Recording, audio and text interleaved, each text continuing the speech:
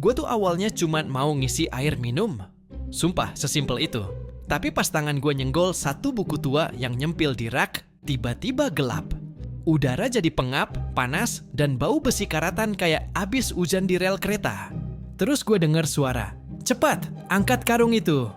Seorang laki-laki kurus banget. Mukanya tirus, mata cekung kayak belum tidur seminggu. Batuk kering yang gak berhenti, kayak tubuhnya udah terlalu capek buat protes. Gue lihat ke bawah, tanah kering. Gue berdiri di tengah lokasi kerja paksa. Dan ini bukan Belanda. Gue tahu dari bahasa yang mereka teriak. Ini Jepang, masa pendudukan Jepang. Tapi sebelum gue ikutan angkat karung, yang jujur kayaknya bisa bikin tulang punggung gue patah, gue harus cari tahu dulu. Siapa mereka dan kenapa mereka ada di sini?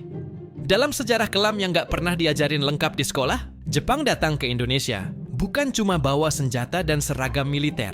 Mereka juga bawa janji manis, iklan propaganda, bungkusnya rapi banget. "Kami saudara tua," katanya. "Kami bukan penjajah seperti Belanda," katanya. Awalnya, rakyat percaya. Bahkan banyak yang nyambut Jepang kayak pahlawan. Yang datang setelah itu adalah kerja paksa, yang mereka sebut Romusha. Romusha bukan tentara. Mereka petani, tukang, anak muda biasa. Tapi dipaksa kerja membangun jalan, rel kereta, lapangan udara, tanpa upah, tanpa alat pelindung, tanpa pilihan. Tapi yang bikin hati gue makin berat, bukan cuma kerja rohnya yang gila-gilaan, tapi perlakuan terhadap mereka. Itu yang bikin dada gue sesek sendiri. Setiap hari, mereka bangun sebelum ayam berkokok. Jalan kaki belasan kilometer, kadang tanpa alas kaki, ke lokasi kerja yang entah berapa jauhannya demi bertahan hidup satu hari lagi. Makan? Jangan bayangin nasi Padang yang ada cuma bubur encer, kadang beras campur pasir, kadang cuma ampas teh yang direbus ulang. Tapi harus tetap kerja, dorong gerobak, angkut batu, gali tanah. Dan kalau ada yang jatuh karena nggak kuat, dihukum.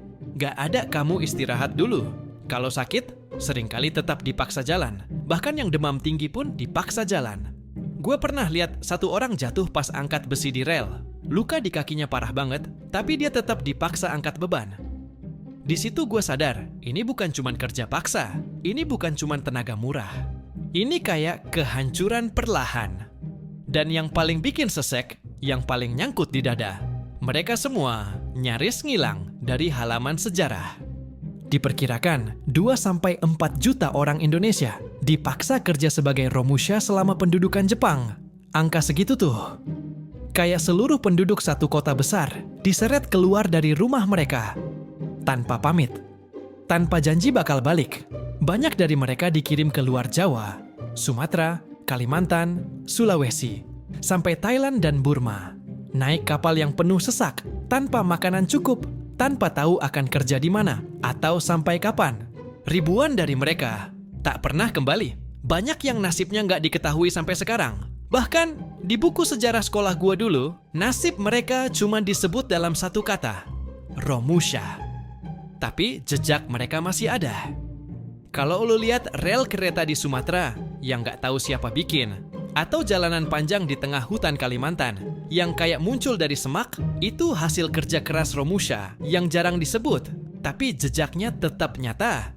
Setelah Jepang kalah dan dunia berpesta atas berakhirnya perang, banyak Romusha dibiarkan begitu saja. Nggak ada upaya sistematis buat ngembaliin mereka ke rumah. Banyak yang meninggal, bukan karena peluru, tapi karena kelaparan, kelelahan, dan penyakit yang nggak pernah dirawat. Dan yang berhasil pulang dengan tubuh rusak. Mereka nggak pernah diundang ke upacara bendera. Tapi, setiap jengkal tanah yang mereka injak, yang mereka gali, yang mereka ratakan dengan tangan sendiri, semua itu sekarang jadi bagian dari Indonesia yang kita injak hari ini. Dan itu bikin gue mikir, mereka emang nggak pernah diakui sebagai pahlawan. Tapi, apa iya kemerdekaan kita bisa berdiri tanpa mereka? Gue nggak bisa balikin waktu. Gue nggak bisa nyelamatin mereka. Tapi gue bisa cerita, bisa nginget. Karena kalau mereka dilupakan, kalau kisah mereka disapu angin sejarah, berarti kita nggak pernah benar-benar merdeka. Dan sebelum gue hilang akal karena campuran rasa sedih, marah, dan takut yang campur aduk, akhirnya portal itu muncul lagi. Kayak ngebukain pintu pulang dari mimpi buruk yang terlalu nyata. Gue kebangun. Napas gue masih ngos-ngosan, tangan masih kotor tanah, jantung deg-degan kayak abis lari maraton. Tapi kali ini bukan cuman karena kejutan, tapi karena dada gue berat. Berat oleh cerita yang selama ini jarang disuarakan. Dan kalau lo dengerin cerita ini sampai habis, berarti lo udah bantu nyalain lagi satu lilin kecil di tengah gelapnya ingatan kolektif kita. Kalau lo suka cerita sejarah yang kayak gini, jangan lupa subscribe. Tulis di kolom komen juga. Lo mau gue nyasar kemana lagi?